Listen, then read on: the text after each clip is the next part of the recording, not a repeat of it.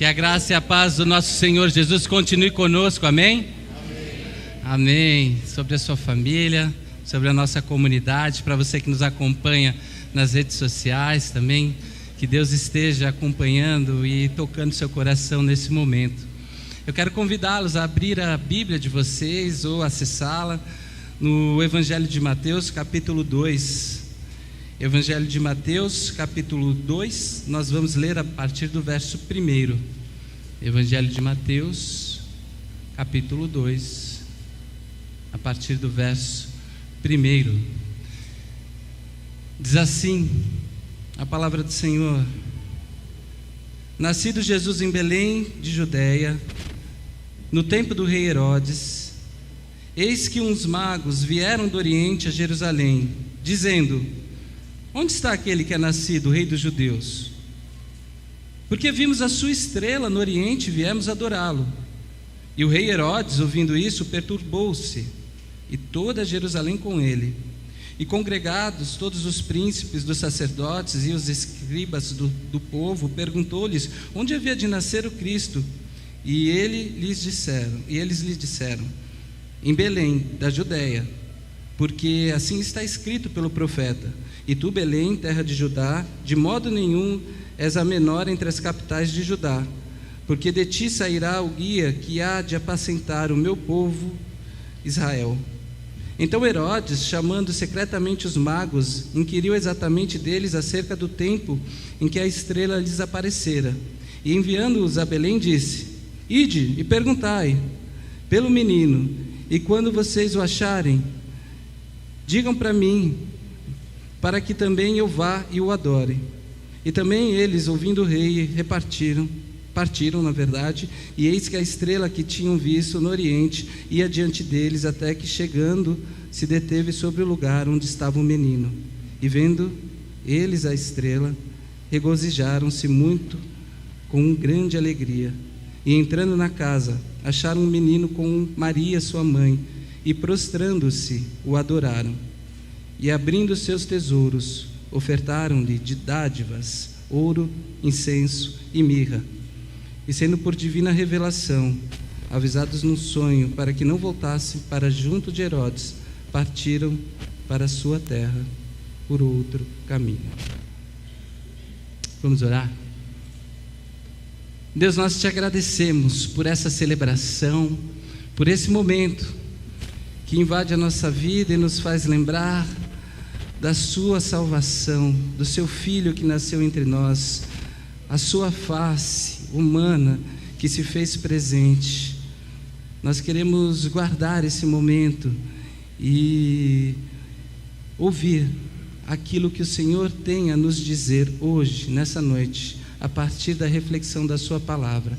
Por isso, toque os nossos corações, para que eles estejam abertos para tudo aquilo que o Senhor quer fazer em nós e através de nós. No nome de Jesus, esse seu Filho tão celebrado nesse mês, é que eu te oro e te agradeço. Amém.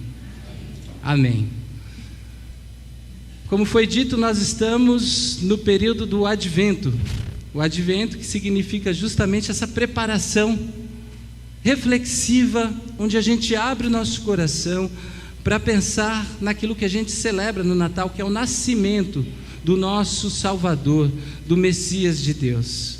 E é interessante, porque vocês chegaram aqui nessa noite, provavelmente repararam na igreja decorada, né, com essa decoração de Natal. Provavelmente vocês já em suas casas já fizeram alguma decoração de Natal, montaram uma árvore, colocaram um pisca-pisca, uma luzinha.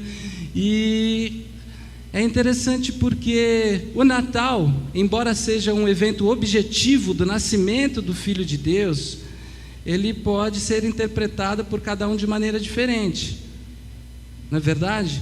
Há coisas que são objetivas, que são reais, que nós podemos ver e todo mundo pode ver com a gente, mas que nós interpretamos de maneiras diferentes, porque elas nos tocam de maneiras diferentes. Por exemplo, eu dizer que o banco é de madeira é um fato objetivo. O banco é de madeira, isso está claro para todo mundo.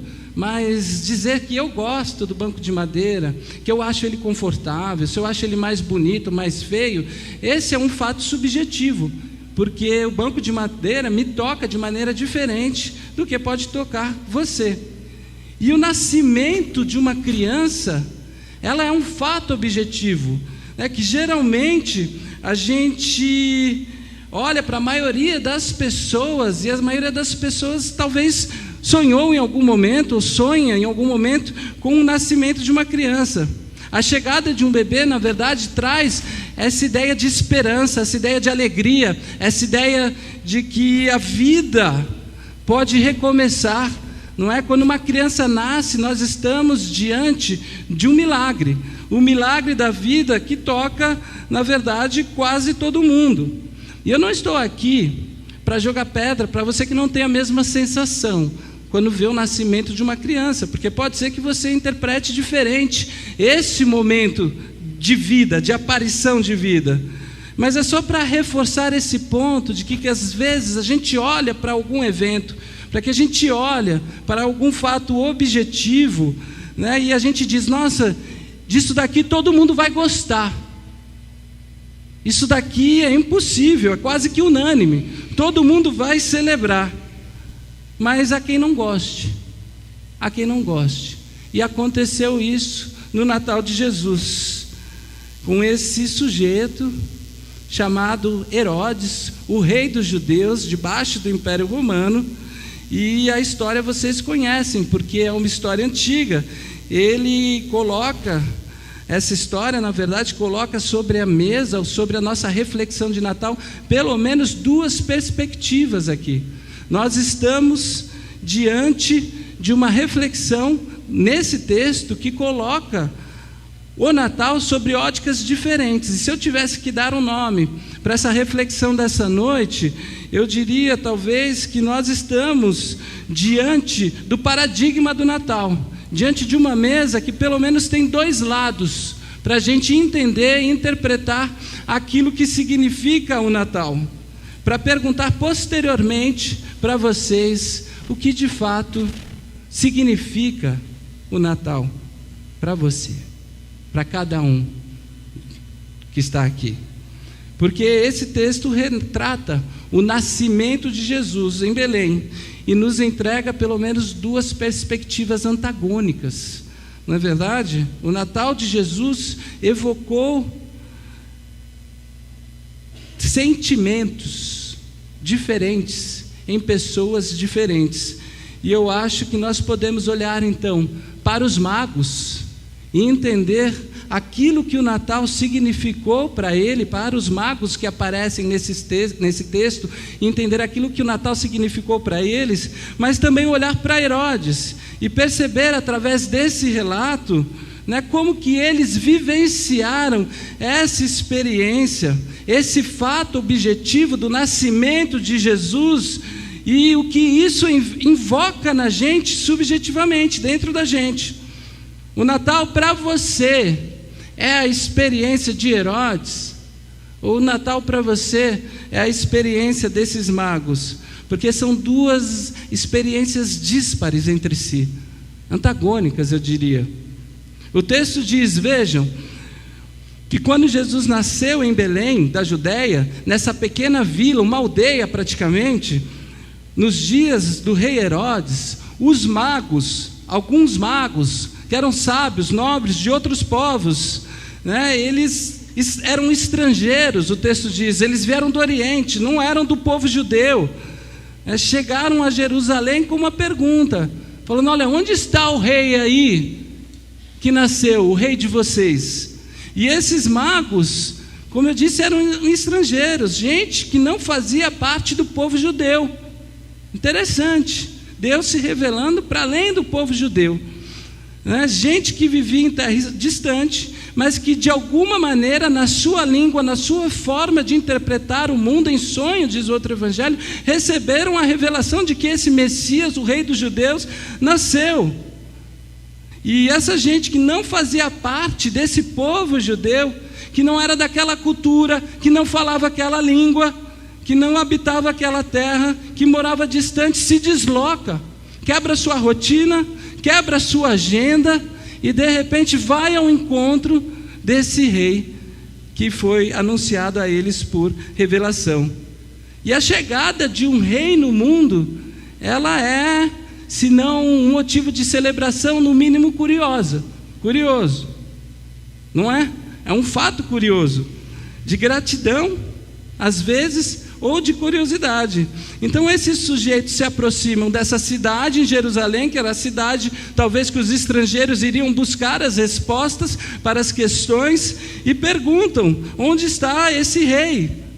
Na tentativa de se dirigir justamente para esse lugar onde esse rei teria nascido. Essa é uma perspectiva dos magos. E o Herodes? O Herodes já assume essa notícia de um outro ponto de vista, porque para o Herodes, ele já vê essa notícia com um certo desconforto, com uma certa angústia. Por quê? Afinal de contas, se chegou um novo rei dos judeus, isso quer dizer, até onde eu sei, que o rei atual tem que ser destronado. Entende?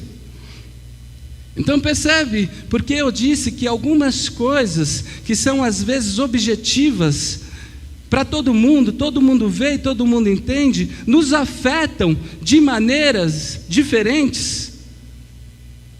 Elas afetam, nos tocam de uma maneira diferente, não necessariamente como afetou o outro. Então, por exemplo, às vezes a gente está num lugar, e a gente está falando assim, olhando para um lugar e fala: nossa, que lindo isso. E tem pessoas do nosso lado olhando para o mesmo lugar e falam: não achei nada lindo. Ai, que gostoso isso daqui. Não, isso aqui não é nada gostoso. Vocês percebem? Porque a maneira como a gente toca, ou como as coisas nos tocam, os eventos objetivos, eles trazem uma significação ou a percepção diferente, e a gente dá um recado segundo aquilo que nos afeta. E a satisfação ou a insatisfação de um evento, de uma coisa, de algum lugar, ela acaba tocando o nosso interior. Então, há magos nesse texto se deslocando para uma terra que eles não conheciam, que eles não sabiam onde eram, desejosos de saber onde estava um novo rei, e há um rei posto, que sabe que será desposto, e que justamente por causa disso, naquele momento, ele precisa engolir o seu certo desconforto, porque afinal de contas, quem em sã consciência vai dizer assim: olha, nasceu uma criança, hein? Pô, isso aí não é legal, que porcaria, que droga. Ele não diz isso, A notícia do nascimento de uma criança, ela é minimamente uma notícia na qual a gente oferece um silêncio se a gente não gosta, não fala mal. E Herodes encontra então uma forma de sair desse seu desconforto, de engolir a sua angústia com aquela situação, e diz aos magos: é verdade, inclusive vocês estão indo para lá, então eu vou reunir o meu pessoal aqui para ver onde esse bebê nasceu. E ele reúne então os seus sábios do seu reino ali e chama, eles acessam o livro do profeta Miqueias no capítulo 5 e veem justamente que esse rei nasceria em Belém. Então os magos vão para lá, e o Herodes, para não ficar mal na fita, ele diz assim: olha, quando vocês chegarem lá, depois que vocês verificarem se de fato ele nasceu lá, vocês me avisam se ele está lá mesmo, porque eu também quero ir lá adorá-lo. Entendeu? O discurso do Herodes é bonitinho, é arrumadinho, é politicamente correto, porque ele diz: olha, eu tenho o mesmo desejo que vocês estão vindo de longe, querem adorá-lo, eu estou aqui perto, eu também quero adorá-lo. Então vocês me avisem quando voltarem, se ele de fato está lá, para eu ir para lá também.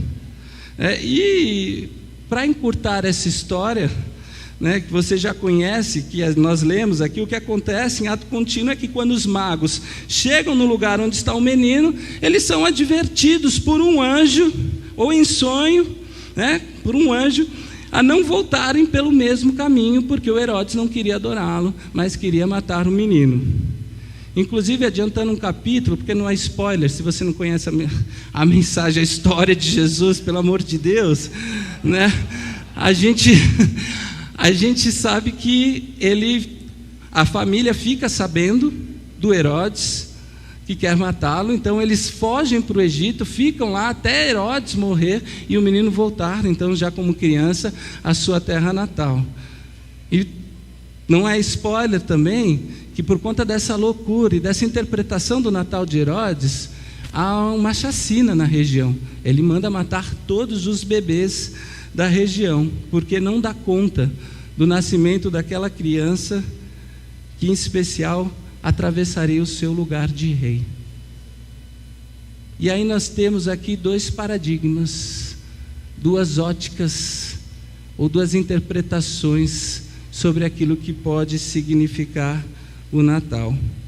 E talvez a gente pudesse pensar em uma mesa mesmo, simbolicamente, e pensar que existem dois lados. O lado do Herodes, como ele interpreta, e o lado dos magos.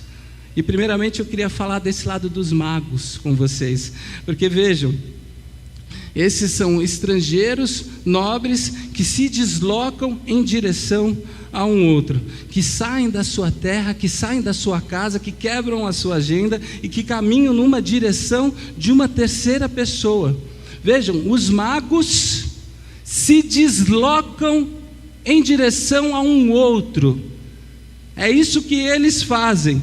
O Natal de Jesus também faz isso com a gente.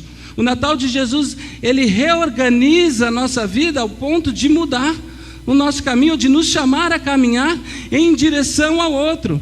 Ele aponta novos caminhos. A chegada de Deus no mundo nos traz essa lembrança de que, porque Deus agora está aqui entre nós, porque Deus se fez, nasceu entre nós, se fez um de nós, é bom que a gente se desloque em direção ao outro. É bom que a gente vá em direção a um outro ser humano, porque, quem sabe, nós não encontremos Deus ao nos deslocarmos em direção ao nosso irmão, à nossa irmã, a um outro ser humano. Essa é a história do nascimento de Jesus. O que ele provoca nesses magos é um apontamento de um caminho simbólico para a gente, porque o nosso destino não é a manjedoura. O nosso destino, na verdade, é esse movimento de vida no nascimento de Jesus que nos conduz e nos desloca da nossa própria vida em direção ao outro. Quando os magos se deslocam para esse lugar que Jesus está, saindo da sua terra, mexendo na agenda, de alguma forma eles ensinam que essa chegada de Deus no mundo nos aponta caminhos diferentes para diferentes descobertas. É um espaço de crescimento sempre quando a gente se desloca em direção ao outro. Não é quando a gente deixa de pensar que o mundo gira em torno do nosso próprio umbigo, que está ou que o nosso umbigo é o dono do universo, não é? A gente vai aprendendo justamente a ampliar nossos caminhos e então a dar mais daquilo que a gente tem, mas oferecer encontros. É por isso que aqui na comunidade, quando chega essa época, nós fazemos as campanhas que dizem mais do que o dinheiro que você pode dar, porque às vezes é muito fácil contribuir, às vezes não, mas às vezes é fácil contribuir e não se envolver, mas o que nós queremos é promover encontros, é que você saiba do que está acontecendo nos projetos, no ID, nos projetos da SEB, conheçam essas pessoas, se desloquem para encontrar essas pessoas, que você conheça os nomes dessas pessoas. Mais bonito do que foi essa apresentação que a gente viu aqui do Lírio do Vale, é a beleza com que eles se encontram e conversam e partilham a vida. Eu estava aqui na semana, e o Fábio estava ensaiando o coral da SEB, que vai cantar, porque a gente vai ter o aniversário da SEB na próxima sexta, 20 anos. E como é bonito não saber que a SEB está trabalhando, mas quando você vem se encontrar com essas pessoas e elas te tocam, elas sorriem para você, há uma beleza, um gesto nesse encontro, um deslocamento, que eu estava até dançando forró aqui, não me julguem, porque vai ter forró, entendeu? Viu, mama? Então, esse deslocamento que o Natal nos coloca. O Natal pode fazer isso com a gente, sabe? nos deslocar ao encontro do outro. Deslocou esses camaradas de um lugar para que eles fossem para um outro lugar que eles nem conheciam. Outra coisa que os magos fazem, quando chegam ao encontro de Jesus, eles se prostram e adoram. Adoram, porque diante deles está o Rei do Universo, e eles se prostram, adoram e oferecem presentes. Isso é lindo, não é? Mas a gente precisa de uma explicação aqui também, porque a gente entende no mundo evangélico a adoração como o quê? Como esse momento do culto, onde eu fecho os meus olhos e profundamente eu falo com Deus, eu canto meu hino, eu faço a minha oração, e existe toda uma performance do meu corpo, porque às vezes está traduzindo de fato o que está no meu interior, né? Choro, etc. Levanto as mãos e louvo a Deus. E a gente entendeu no mundo evangélico que adoração significa justamente isso, esse momento onde no culto nós estamos mais reflexivos, nós estamos mais dentro desse ambiente que é criado aqui no momento do louvor. E assim, essa pode ser uma das milhares de expressões de adoração, não estou falando contra isso, mas adoração na sua essência não significa isso. Adoração tem a ver com o quê, vocês sabem? Com serviço. Adoração tem a ver com serviço. Quando eles oferecem os presentes, eles estão adorando, estão prestando um serviço. Então, quando esses magos se deslocam para uma outra terra, para um novo rei, para conhecer esse novo rei nascido, eles se deslocam para servi-lo, para levar presentes, porque a adoração tem a ver com essa compreensão de que a nossa vida, ela pode estar a serviço de, e reticências. A nossa vida, melhor, deve estar a serviço de, aqui fora, ou lá fora, aqui dentro, aonde você quiser, aonde você estiver. A vida precisa ser espaço de serviço, não apenas de sermos servidos, mas sobretudo de servirmos, de acreditarmos aquilo que os apóstolos disseram lá no livro de Atos, dizendo que eram palavras de Jesus, que mais bem-aventurado é dar do que receber. E o Natal coloca a gente também nesse lugar. Não é verdade? Quando a gente troca um presente, quando a gente pega e pensa numa pessoa para comprar um presente de Natal, né, simbolicamente nós estamos dizendo o quê? Que nós estamos prestando um serviço, nós estamos agradecendo, nós estamos fazendo algo por aquelas pessoas. E um serviço pode ser muito bem alguma coisa que você compra, mas pode ser o tempo que você doa, pode ser a palavra que você entrega, a sabedoria, o discernimento que você dá para uma pessoa no momento de fragilidade, pode ser uma resposta, pode ser um apoio, pode ser uma oração. A nossa escuta é um presente para muitas pessoas. O sorriso que você dá é um presente, é uma forma de serviço. E eles estão indo lá presentear, indo servir, porque o Natal coloca na gente esse lugar simbólico de que a nossa vida, ela é feita para servir a Cristo, servindo pessoas. E quando a gente prostra o coração diante desse Rei Salvador que nasceu entre nós, nós abrimos o coração para servir as pessoas. Então esses magos se deslocam ao encontro do outro, eles adoram, que é serviço, e eles protegem, porque eles estão indo lá, mas o Herodes faz um pedido: quando vocês voltarem, lembra? Vocês me avisem, porque eu quero ir lá adorá-lo. Só que eles são advertidos por um anjo em sonho que diz assim: não façam o que esse louco está pedindo, porque ele vai matar o bebê. E aí, entre obedecer a um rei, um fato objetivo, e entre obedecer a um sonho, eles decidem justamente voltar por outro caminho e ficam com a resposta do anjo. E antes de você espiritualizar esse discurso, eu queria que você entendesse como eles tomaram essa decisão difícil, porque, vejam, diante deles está um rei que existe, que dá uma ordem, que fala para eles voltarem e avisarem, porque ele precisa saber onde está o bebê. E tem um anjo que aparece em um sonho, que pode ser muito bem confundido como uma voz da consciência. Eles podem se perguntar: será que a gente ouviu esse negócio mesmo? Será que isso foi real? E aí a gente entende que a mensagem que a gente recebe, a importância dessa mensagem não está no emissário, mas está justamente naquilo que ela significa. E eles colocam na balança e decidem voltar por um outro caminho, que é o caminho justamente de proteção, porque eles voltam para proteger. E eu acho que se a gente reparar bem e tiver assim uma maturidade muito legal para entender o que está sendo descrito aqui, isso aqui é o processo de conversão. Depois de se prostrar e se colocar à disposição para servir a Deus, esse menino Salvador, a imagem visível de Deus, eles se convertem e voltam por um outro caminho.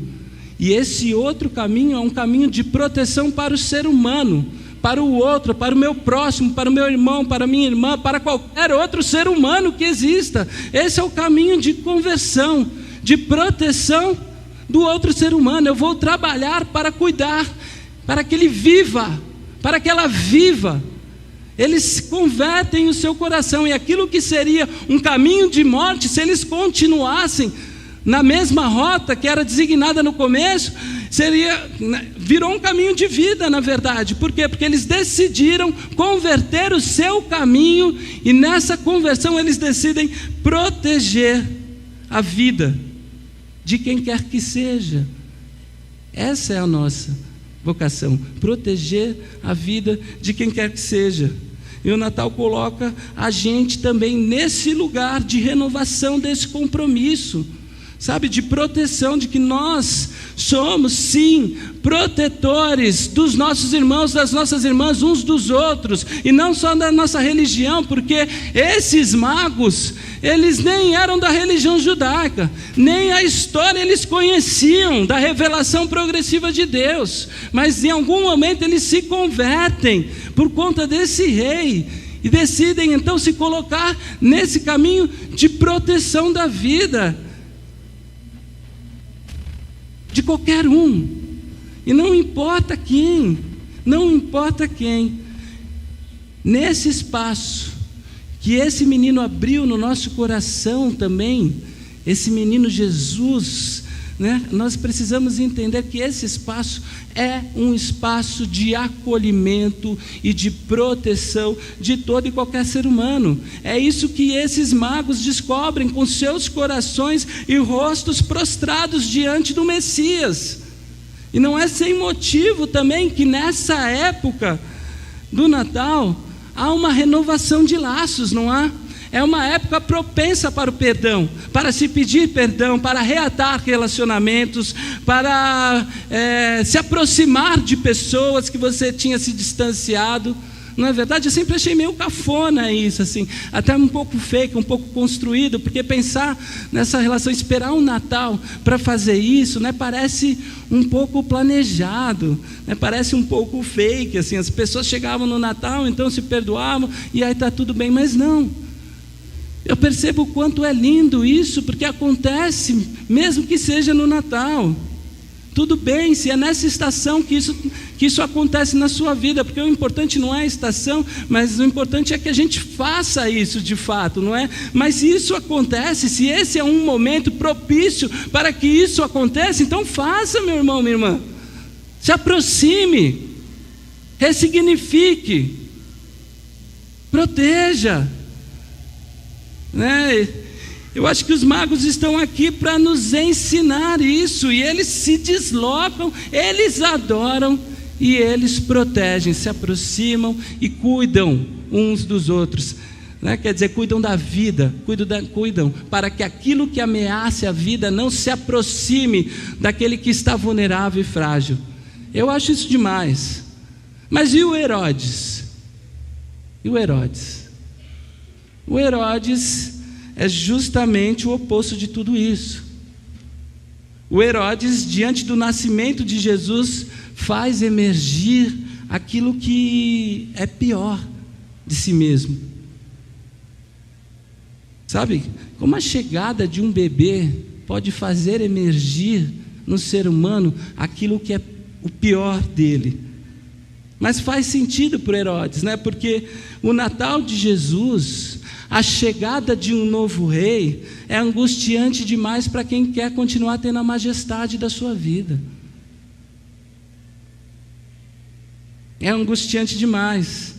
Então, meus irmãos, minhas irmãs, ou vocês entendem uma coisa, ou o Natal vai ser sempre muito angustiante para vocês, porque o Natal é a representação de um destronamento da nossa condução da existência. O Natal é um destronamento da minha majestade sobre a minha própria vida, porque o que o Natal está dizendo é que agora na minha vida, na sua vida, na vida da humanidade, um novo rei vai ocupar esse lugar. É isso que ele está dizendo, Natal. Ou o nascimento de Jesus vai ser muito angustiante para você, porque o Natal de Jesus é isso, é a materialização de uma antiga e boa notícia divina, de que nós não somos os melhores gestores da nossa vida. É a história da Bíblia, da humanidade. Jesus precisou vir justamente porque nós não somos as pessoas que conseguem governar de maneira perfeita a nossa vida, mesmo que nós nos julgamos aptos para isso.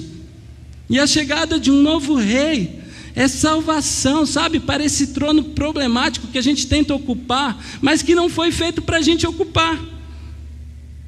E no alto da nossa soberba, a gente julga de fato que a gente pode ocupar esse trono e conduzir a nossa própria vida do jeito que a gente quer. E o Natal de Jesus nos coloca nesse lugar, no lugar de Herodes, eu e você. Porque a gente fala, o Herodes é muito mal, mas não, às vezes esse lugar é desconfortável para nós, porque nós estamos habitando também esse lugar onde a gente olha assim e fala, não, mas isso aqui eu dou conta, até não, né, sabe, parece que a gente tranca Jesus do lado de fora da nossa vida e fala, agora eu toco minha vida, se eu precisar de você, que está aí batendo na porta, né, no Apocalipse de João, né, e talvez eu abra. Se eu precisar, porque eu não quero perder isso. Mas o fato é que Jesus chegou, e Ele chegou para reinar. O Herodes é para a gente hoje essa representação desse lugar que a gente não quer deixar de ocupar, sabe, da condução da nossa própria vida. O Herodes é a lembrança de que existe um espaço na minha vida que a gente, e na sua vida, que a gente não quer desocupar. O Herodes é um símbolo de um trono que a gente insiste em se sentar, mas que não foi feito para a gente. A gente precisa sair dali.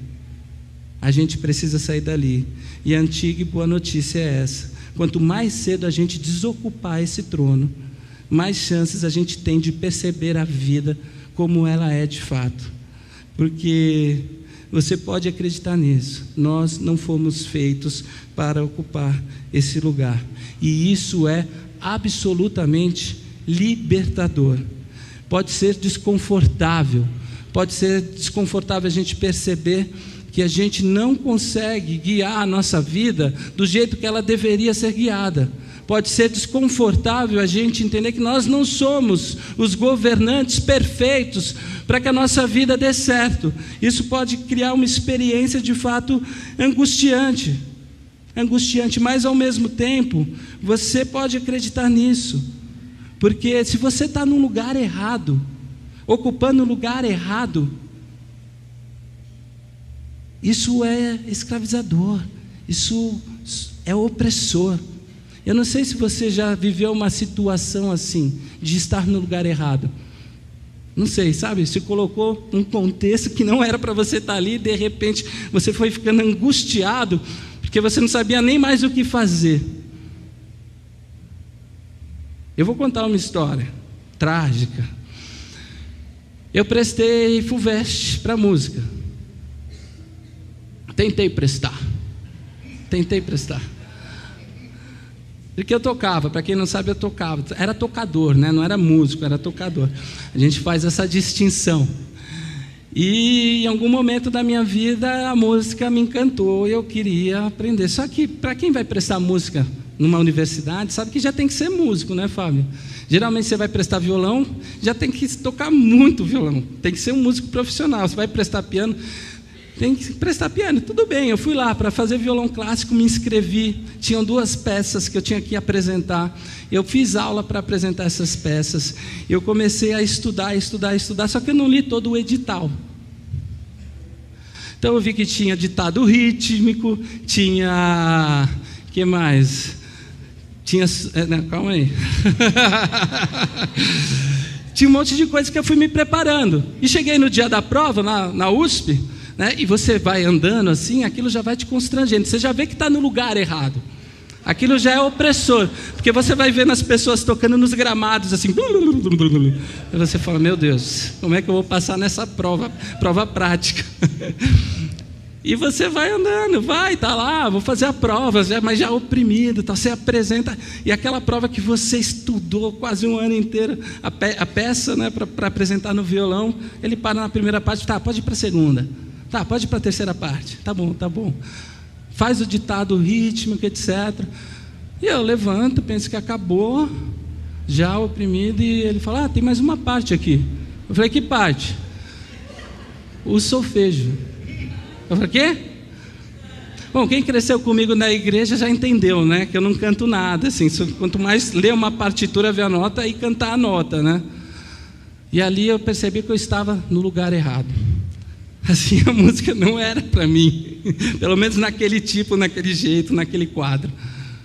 Eu estava no lugar errado. E eu disse assim, eu não estudei essa parte. Ele falou, então acabou para você, meu garoto.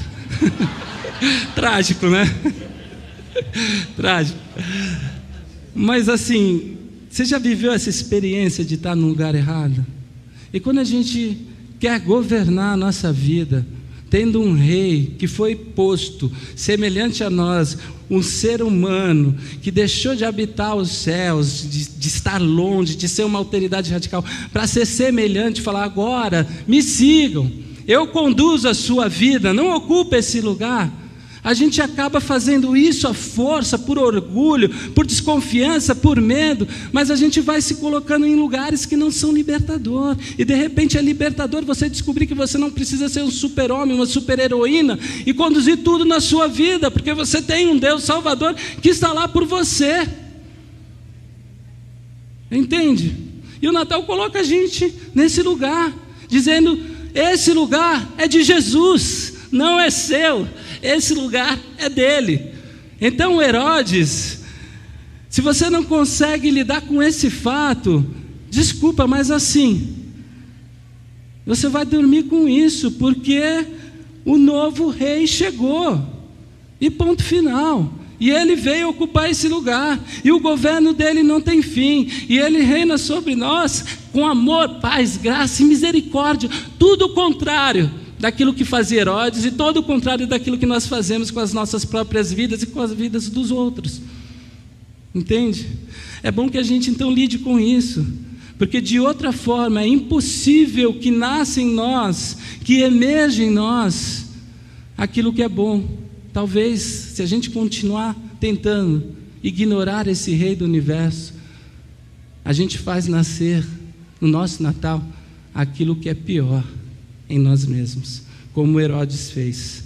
Ou a gente entende o Natal como ele precisa ser entendido, com esse recado do céu, de que o trono é dele, de que a gente o adora servindo, de que a gente o adora deslocando-nos ao encontro do outro, que a gente o adora protegendo uns aos outros, ou a gente vai começar a encenar a nossa vida, a nossa adoração, como num culto de celebração, mas a gente não vai fazer, de fato, aquilo que precisa fazer e conhecer a nossa vida como a gente poderia conhecer, porque a adoração é, de fato, um serviço que a gente encarna, é uma vida à disposição dessa figura, desse Jesus, que é o Rei invisível que se fez presente entre nós, o Deus invisível. E ou a gente entende isso, ou o Natal de Jesus vai emergir aquilo que é de pior em nós.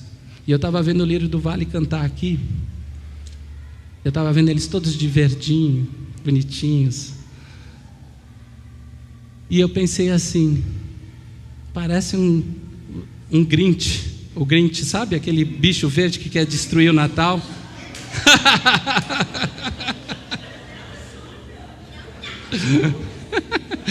Brincadeiras à parte, mas a figura do Herodes é a figura desse bicho verde que quer roubar o Natal, do Grinch, é o cartoon do Herodes, né? Quer dizer, esse Grinch que quer roubar o Natal para que ele não aconteça nas nossas vidas. Vocês estão lindos, tá? Era só uma brincadeira. E aí, quando a gente não deixa o Natal acontecer, porque não deixa Jesus reinar, aquilo que é maravilhoso pode se tornar horroroso. E eu pergunto se a gente precisa tornar horroroso esse evento maravilhoso na nossa vida. Precisa? Não precisa. Não precisa tornar horroroso. Como é que é horroroso o evento de um Deus que coube no ventre de uma mulher para se fazer presente entre nós? Sabe, como pode ser horroroso a notícia de um Deus que quer reorganizar a nossa vida, fazendo com que a gente saia do nosso egoísmo para entrar em encontro com o outro? Sabe, como pode ser horroroso a gente entender que essa graça, esse amor encarnado veio até a gente, não para que a gente possa ser servido, mas que a gente possa servir, e é isso que dá significado na nossa vida. Como pode ser horrorosa a notícia de que porque esse Deus que nos fez a todos e nos ama a todos, nos fez parte de uma grande família na qual nós protegemos ou podemos proteger uns aos outros. Como pode ser horrorosa essa notícia? Como pode ser horrível a notícia de que agora você não precisa mais brincar de super-herói e bancar a sua própria vida, porque você tem um Deus que te guarda, que te protege, que anda contigo, porque se fez semelhante e te dá orientações e fala com você e te acompanha pelo seu espírito. Como isso pode ser horroroso? Como pode ser horrível essa notícia de um Deus que coube no ventre de uma mulher, que se fez bebê humano, mas em cujos braços você pode descansar e receber conforto? Essa é a notícia do Natal. Eu não sei onde o Herodes estava com a cabeça. Eu não sei onde a gente está com a cabeça, às vezes, quando a gente não deixa ele reinar. Mas eu sei de um negócio. Não é desse lado que a gente precisa sentar na mesa. Na verdade, o Herodes é a percepção de um lado que a gente tem que excluir na nossa vida, na nossa mesa. Diante da mesa da Santa Ceia de Jesus, né, eu quero estar do lado desses magos, desses estrangeiros que não conhecem nem a história direito, mas que se aproximam de pessoas que vão se deslocando, que quebram agendas, que estão dispostos com os corações prostrados a servir e se colocam justamente para proteger a vida frágil. É a única possibilidade de viver o Natal de Jesus, me parece. É a única possibilidade. E então minha oração é que a gente possa viver esse Natal. Nós estamos começando o mês de dezembro e requer mesmo uma suspensão de tudo aquilo que a gente faz, para ver se em tudo aquilo que a gente faz, esse rei, de fato, está no trono, ou se ele está debaixo do trono, ou do lado de fora do palácio da nossa existência. E eu acho que a gente só consegue retomar o rumo do Natal, reorganizar a nossa vida, porque é isso que o Natal faz com a gente a cada ano, se a gente sair com esse coração convertido, igual desses magos, dizendo: eu tenho uma missão agora, eu preciso viver e proteger aqueles que estão diante de mim. Esse é o sentido do Natal. Essa é a adoração que a gente rende a Deus. É isso que eu quero fazer, é isso que eu quero ser, é desse jeito que eu quero celebrar o Natal. Eu quero estar desse lado da mesa. Eu quero estar nessa mesa, que significa justamente isso. Um Deus que se fez humano para proteger todos os outros e disse: façam como eu. É a única possibilidade de a gente fazer isso. A única possibilidade é dizer a Ele: o trono, a majestade é sua. O governo da minha vida, da nossa comunidade, do mundo, de onde eu colocar meus pés, o governo é seu e não meu. É seu, é seu. Eu quero desocupar esse lugar. Eu quero que o Senhor governe a minha vida, porque esse lugar não pode ser de mais ninguém, nem meu, nem seu, mas de Jesus.